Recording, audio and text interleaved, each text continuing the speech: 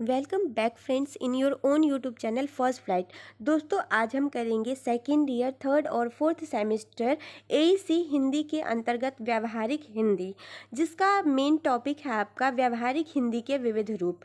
तो इसका अभी मैं पार्ट 1 अपलोड करूंगी, फिर मैं after some time part 2 and part 3 भी अपलोड कर दूंगी, तो आप सारे वीडियोज़ देख लीजिएगा।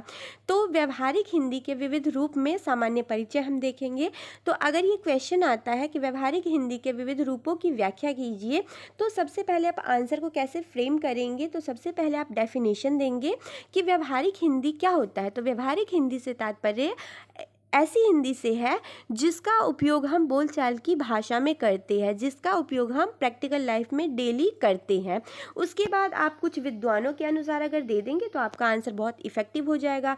तो इसमें हम दोस्तों दो लेखकों की चर्चा करेंगे। एक तो हमारे हैं रमा प्रसन्न नायक जी और दूसरे लेखक है दंगल झाल्टे। इन्होंने क्या बोला है? इन्होंने कहा है कि व्यावहारिक हिंदी का सीधा संबंध मुख्यतः बोलचाल तथा जीवन के सामान्य व्यवहार से है।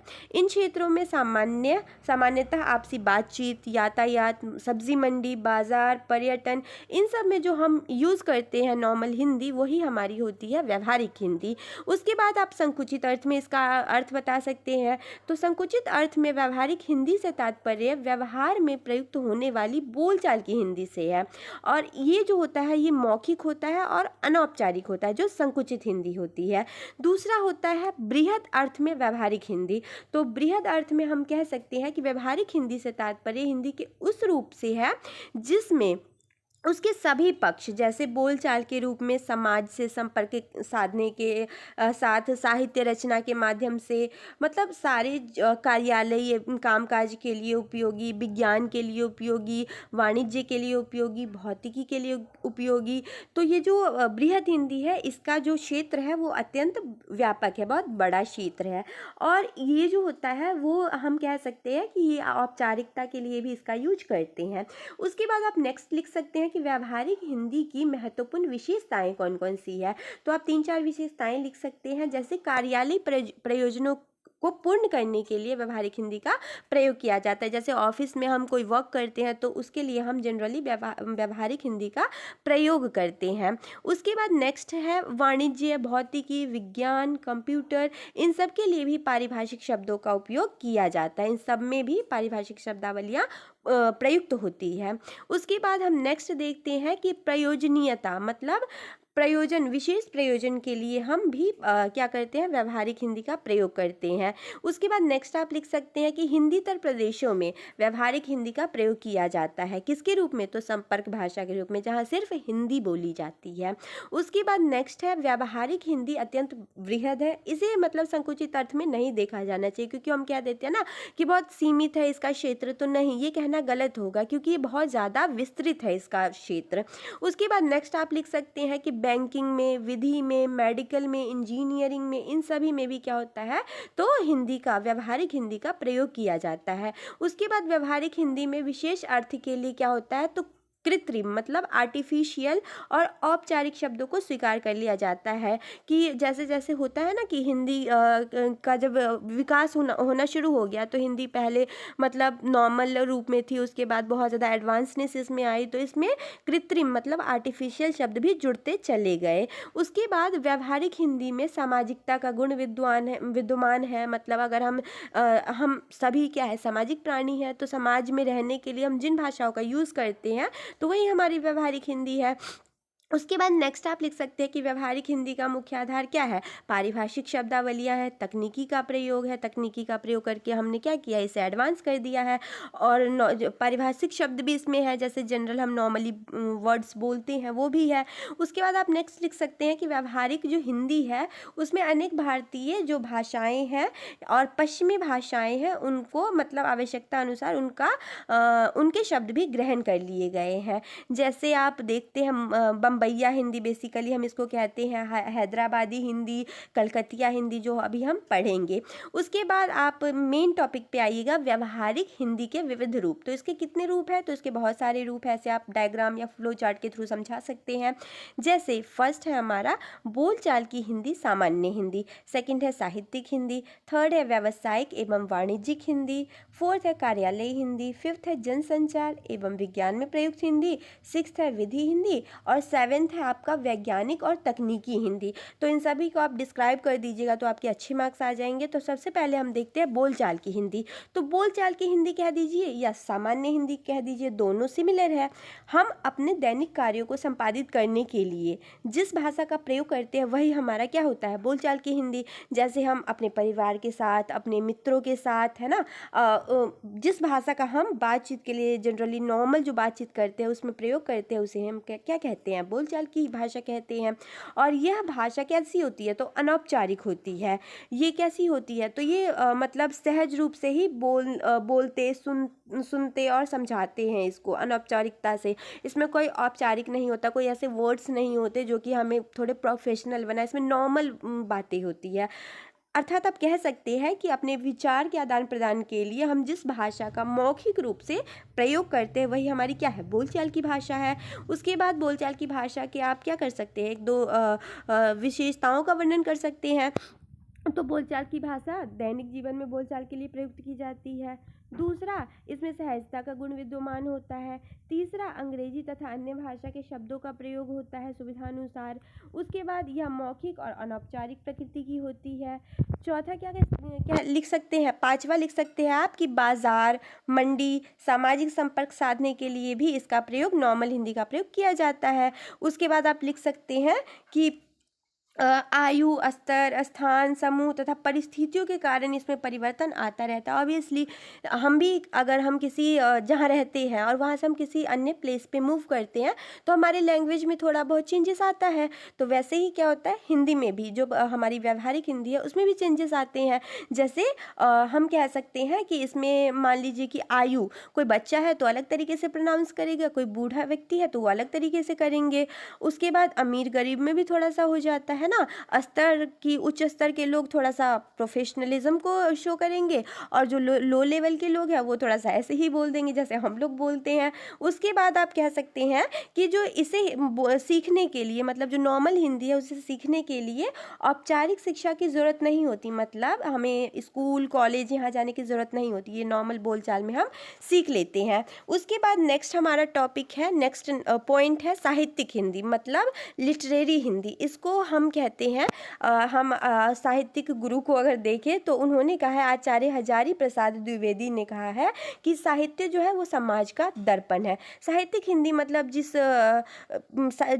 हिंदी का प्रयोग साहित्य को लिखने के लिए किया जाता है, वही अरस्तु कहते हैं कि मनुष्य जो है वो सामाजिक प्राणी है और समाज में ही रहकर क्या करता है, वो अपना सर्वांगीण विकास करता है ना। और साहित्यकार समाज में ही जन्म लेता है, अपने विचारों का आदान प्रदान करता है, अभिव्यक्त करता है। अर्थात जो साहित्यकार होता है वो समाज के प्राण भी कहे जाते हैं, क्योंकि वह सामाजिक, आर्थिक और राजनीतिक सभी घटनाओं का क्या करते हैं, विश्लेषण करते हैं और लोगों के सामने उसे प्रस्तुत करते हैं।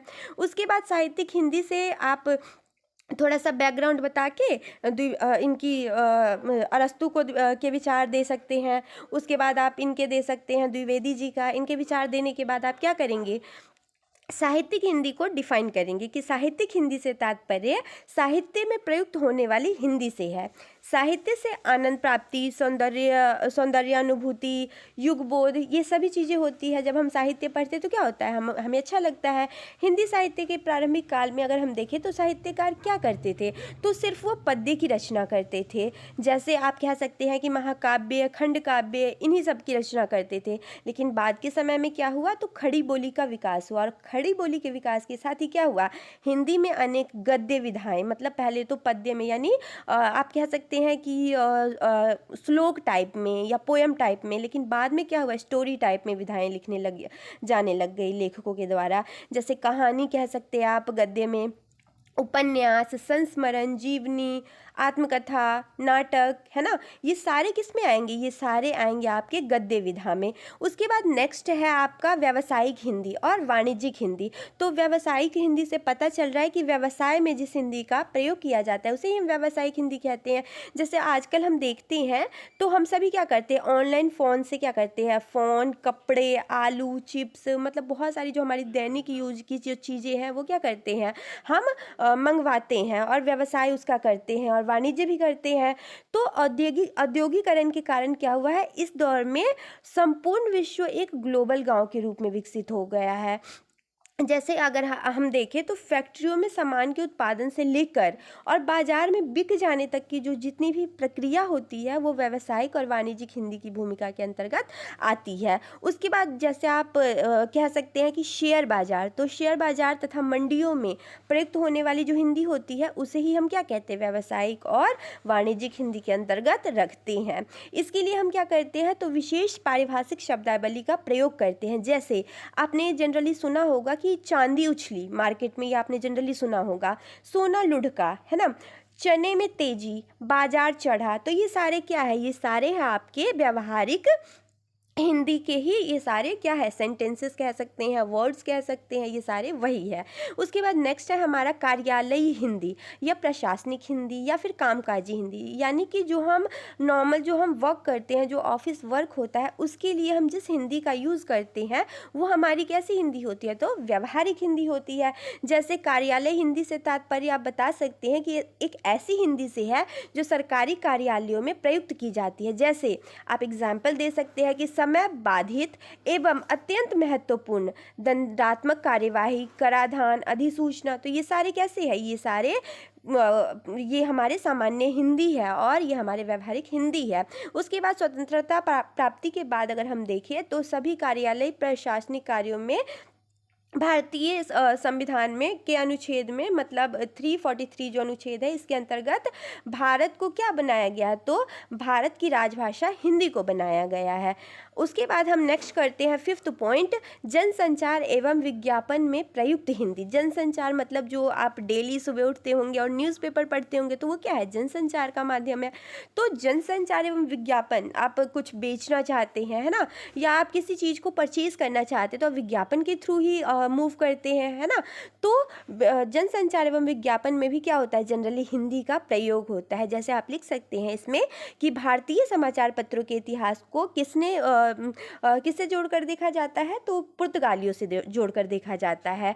और प्रिंटिंग प्रेस भी लाने का श्रेय किसको दिया जाता है, तो पुर्तगालियों को ही दिया जाता है। जैसे आप कह सकते हैं कि सन 1557 ईस्वी में पादरियों ने क्या किया था, गोवा में धार्मिक प्रचार के लिए पुस्तक छापी। उसके बाद कह सकते हैं आपकी 1664 ईस्वी में ईस्ट इंडिया कंपनी ने क्या किया, तो मुंबई में छापा खाना खोला। उसके बाद आप हायरार्की ऐसे बता सकते हैं। फिर 1973 में आप मोबाइल फ़ोन का आविष्कार बता सकते हैं। उसके बाद हो सकता है डेट या फिर मंथ का वेरी हो सकता है एक दो, तो उसको कंसर्न मत कीजिएगा। और उसके बाद आप ये बता सकते हैं कि 1993 में स्मार्टफोन आया, 1995 में भारत में इंटरनेट का मतलब ये सारी चीज़ें आई। तो ये एक क्या है, एक कह सकते हैं कि संचार में एक तरीके से क्रांति का युग माना गया और संपूर्ण जो विश्व है वो जनसंचार के माध्यम से जुड़ गया और संचार संप्रेषण के प्रयोग को महत्व देने लगा। उसके बाद आप ये बता सकते हैं कि विज्ञापन के कारण हिंदी जो है वो संपूर्ण विश्व में क्या हुआ है, तो उसकी बढ़ोतरी हुई है, लोग उसके यूजेस को समझने लगे, उसकी इम्पोर्टेंस को समझने लगे हैं।